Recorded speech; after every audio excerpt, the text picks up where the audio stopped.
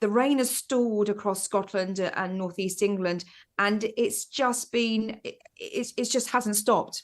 And that's why we've been seeing so much over 24 hours. And even though across Angus, Aberdeenshire, the rain has now eased, it will return tonight and into tomorrow. Hence the reason why there's another red warning, danger for life. We're expecting even more rainfall, up to 100 millimetres further across these parts. Now, back home, a driver has been killed by a falling tree as Storm Babet continues to cause dangerous weather conditions across parts of the UK.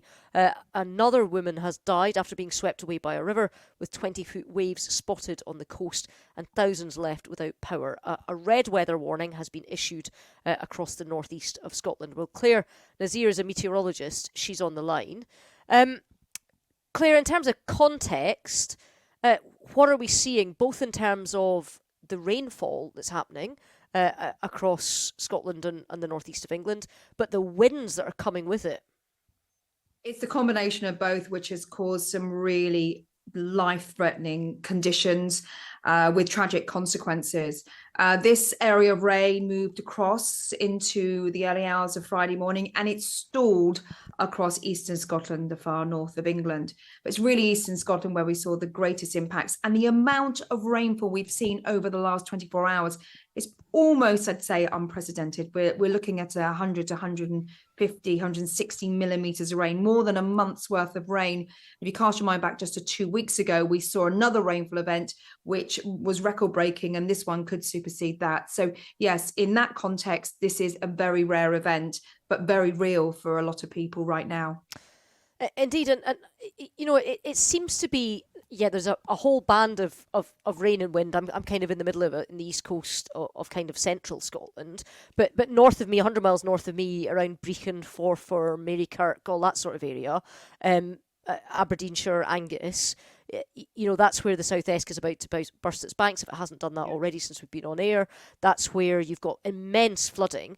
But I'm looking at some of the pictures from 150 miles south of me in yes. Tyneside, to some of the storms that are hitting kind of piers, fortifications, the top that's been ripped off a kind of mini lighthouse in South Shields type area, and going, wait a minute, how have we got these kind of two peaks? Mm-hmm. Yes, it's a huge area of rain, and we've got three types of flooding going on here. So you just mentioned the Esk, the North and South Esk. That in itself is services Brecon, and that's why we have great concern and a focus on the community there. But it's a combination of river flooding where there is a delay. So the amount of water falls onto the mountainside and the hills and slowly moves down. And then you have surface water flooding where you have blocked drains, and just the sheer volume of water just allows roads become rivers. And then the other one, and we've seen severe gales, gusts up to 70 miles an hour along that strip of coastline, which causes coastal flooding. And you get these freak wind waves that also crash into the shoreline as well.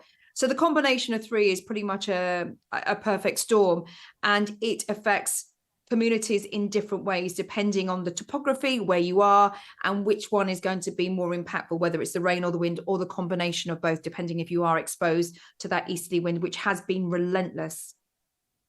And I mean, it was actually quite a warm October right up until about a week ago. I mean, it seems to have changed on a dime. Our weather seems to be coming up from the south quite recently, hence the reason why we've been seeing some really high temperatures.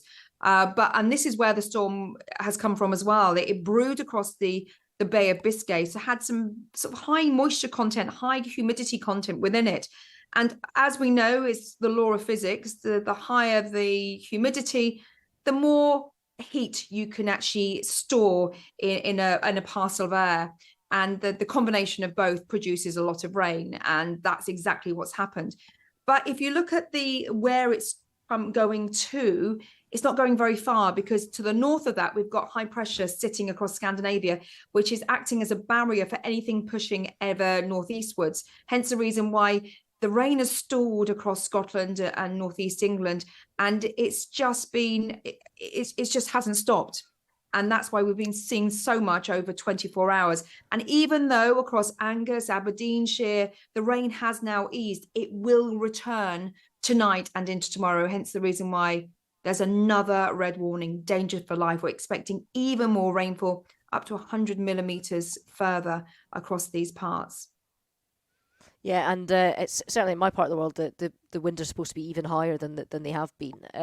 Look, thank you so much, Clare. Clare Nasir, there, meteorologist.